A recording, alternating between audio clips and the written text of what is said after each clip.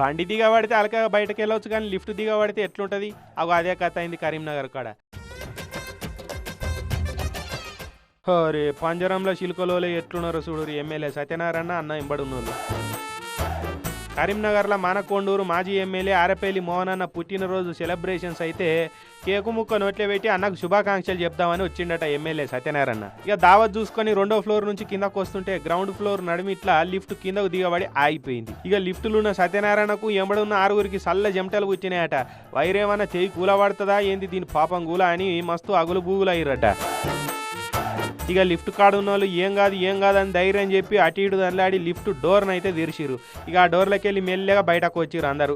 నయం ఈ lift పురాగా closed డోర్దేం కాదు, గ్రిల్ డోర్ ఉన్న లిఫ్ట్ అయ్యే వరకు ఎక్కడ ఆగింది ఏందన్నది బయట వాళ్ళకు లోపట వాళ్ళకు కనిపించింది. అదే క్లోజ్డ్ డోర్ లిఫ్ట్ అయితే ఏడాగిందో అని తెలియక ఆగమైతుండే లోపట ఉన్న వాళ్ళకు. ఇక ఉక్కపోతతోటి ఊపిరాడకపోతుండే. టెక్నీషియన్లు వచ్చి రిపేర్ చేసినాక తిప్పలైతుండే.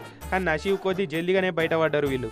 అయితే నెల కింద తెలిసిన మనిషిని మందలిద్దామని దవాఖానలో పోయిన మంత్రి అడ్లూరి లచ్చువన్నకు కూడా సేమ్ ఇసొంటి అనుభవమే అయింది. అన్న అయితే కోపంలో దవాఖానలో పనిచేస్తే అయిన దవడ కూడా వాళ్ళకు కొట్టిండు. ఏం మెయింటెనెన్స్ ఉన్నది భయ్ అని.